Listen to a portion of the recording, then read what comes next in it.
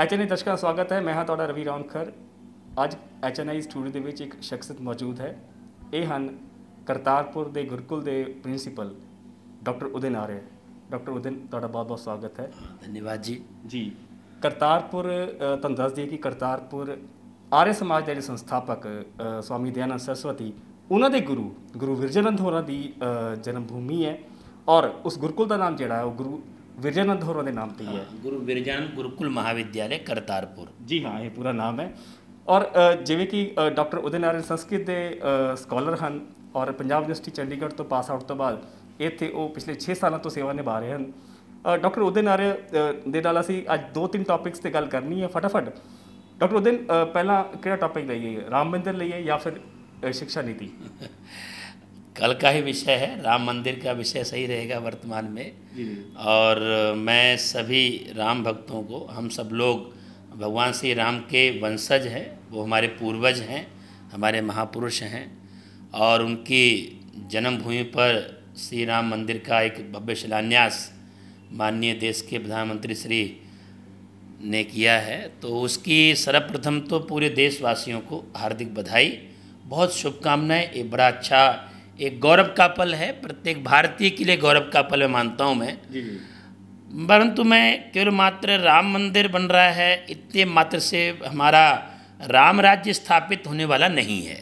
नहीं, लेकिन सिंबल के तौर पर अगर देखा जाए, क्योंकि 500 सालों से ये लड़ाई चल रही थी और खासकर अगर देखा जाए पिछले 150 सालों से या फिर 90 के बाद, तो ये आप समझ लीजिए कि जो ध्रुवीकरण हुआ भारत के जो समाज का, उसमें तो आपको लगता नहीं कि ये एक अहम मुद्दा बन गया था कि राम मंदिर बनना चाहिए? वो सच्चाई, वो उसमें कोई भी संदेह नहीं है।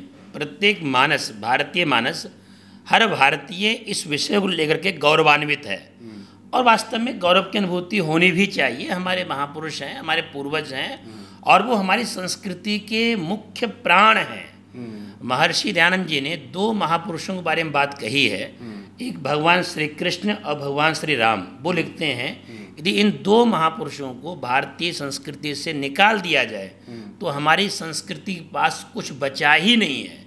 तो 2 अमूल्य रत्न तो हैं, उसमें कोई संदेह नहीं है। परंतु मैं जो बात क्या करता हूँ, राम राज्य की तरफ हम आगे कैसे बढ़ेंगे, अगला स्टेप है कि राम राज्य की तरफ आगे कैसे बढ़ेंगे।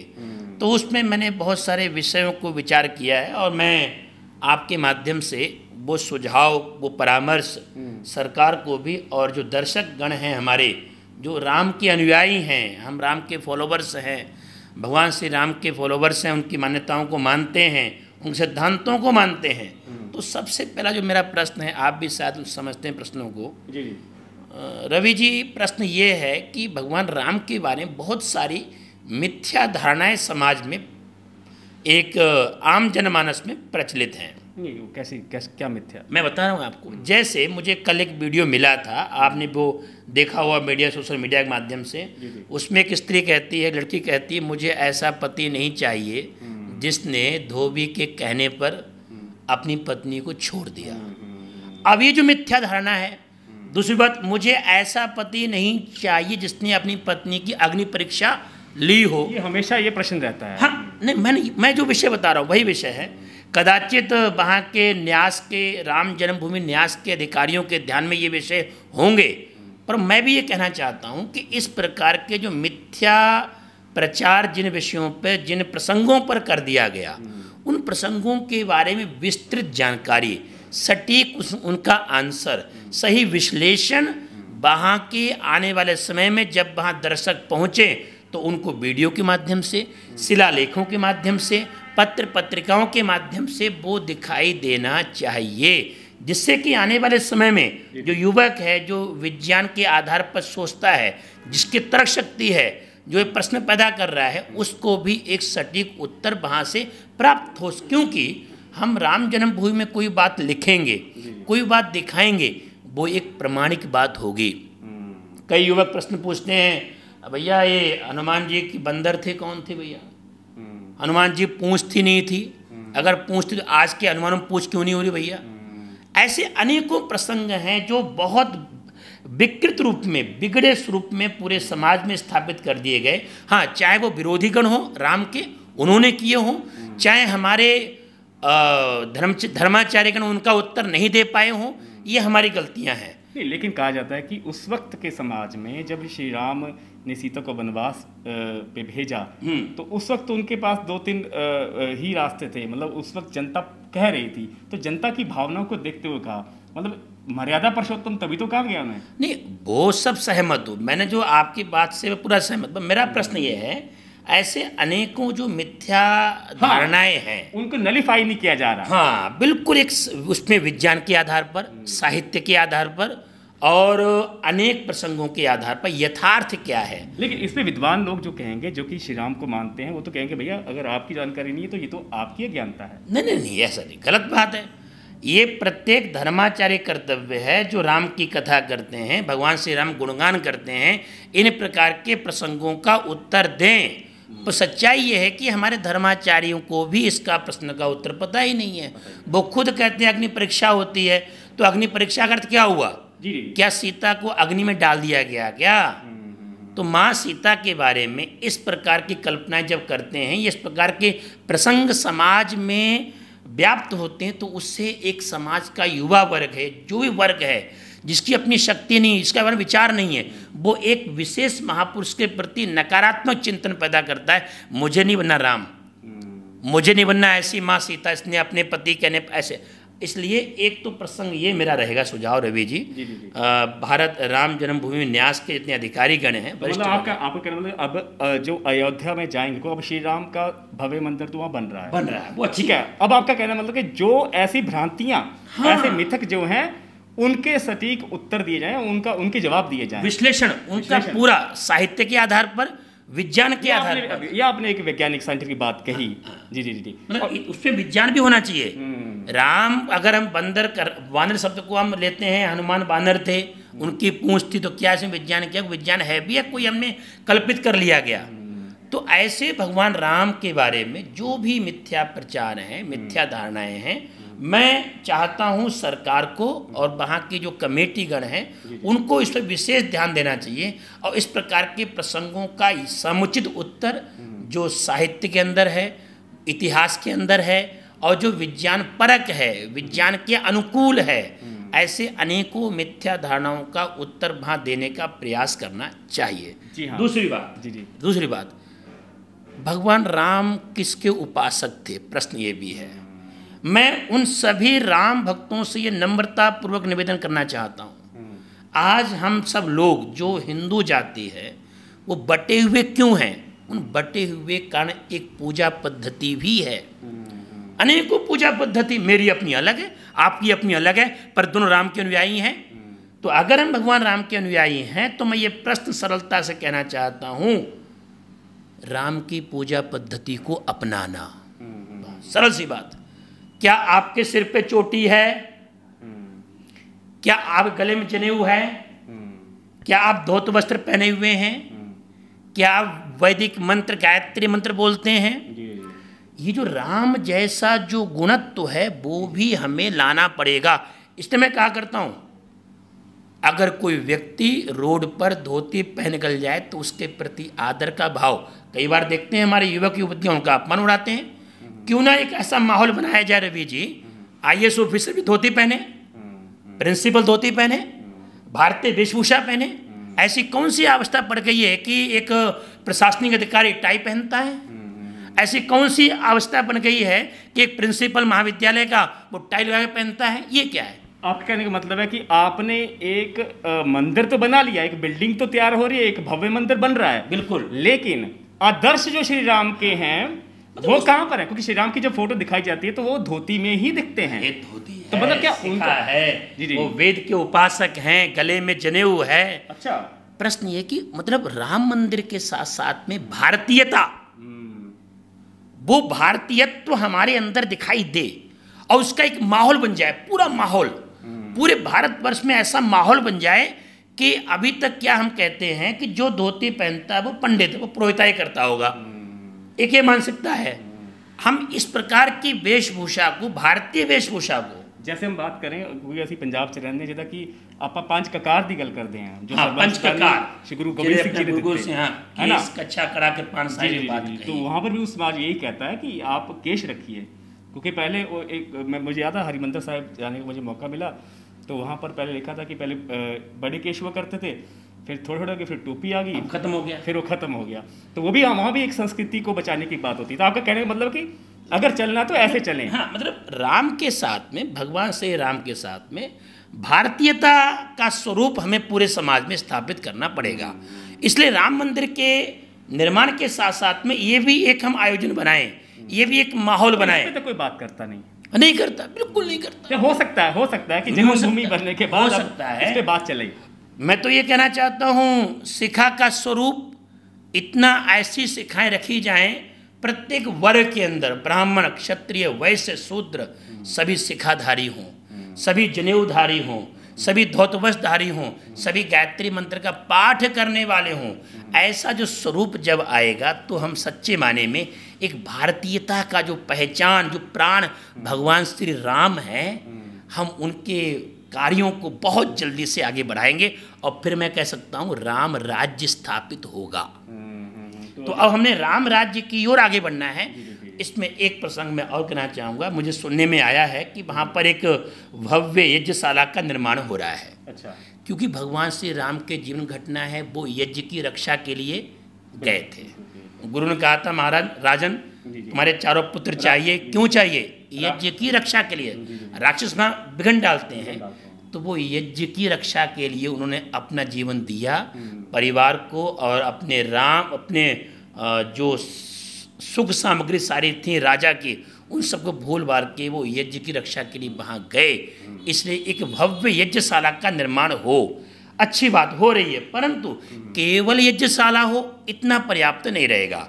इसलिए सरकार को वहाँ चाहिए, प्रशासन को वहाँ चाहिए यज्ञशाला की अथवा यज्ञ का वैदिक दृष्टिकोण, यज्ञ का वैज्ञानिक दृष्टिकोण।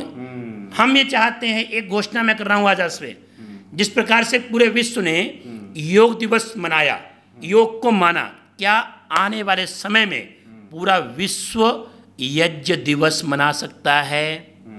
क्या पूरे विश्व को हम यज्ञ की ओर आकृष्ट कर सकते हैं? क्या हम पूरे विश्व को यज्ञ की तरफ एक अनिवार्य अंग उनके जीवन का बन जाए, जैसे योग उनके जीवन का अनिवार्य अंग बन गया है प्रत्येक विश्व के मानव का? क्या उसी प्रकार से यज्ञ उनके पूरे विश्व के मानव का अंग बन सकता है? इसलिए यज्ञ का वास्तविक स्वरूप, यज्ञ की वैज्ञानिक व्याख्या, यज्ञ के साथ पर्यावरण, यज्ञ के साथ सामाजिक समरसता, ऐसे विषयों पर एक गंभीरता पूर्वक एक विधिवत जो हमारे विश्वविद्यालय हैं, रिसर्च आदि हैं, उनके ऊपर सरकार को विशेष ध्यान देना चाहिए और उस पर ध्यान देते हुए इसकी ओर वहाँ राम राज्य स्थापित करते हुए भगवान श्री राम की जन्मभूमि अयोध्या में यज्ञशाला के साथ साथ पर यज्ञ पर विशेष प्रकार के अनुसंधान किए गए, उनकी वीडियो, उनके फोटोग्राफ्स, उनकी तस्वीरें, उनके इस प्रकार के परिणाम, वो सब वहाँ पर होने चाहिए।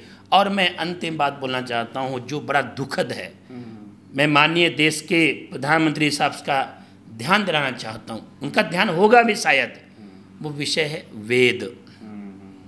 जिस वेद विद्या के पठन पाठन के लिए भगवान राम, भगवान श्री कृष्ण गुरुकुल में गए थे, मैं प्रश्न करना चाहता हूँ उन गुरुकुलों का आज क्या हाल है?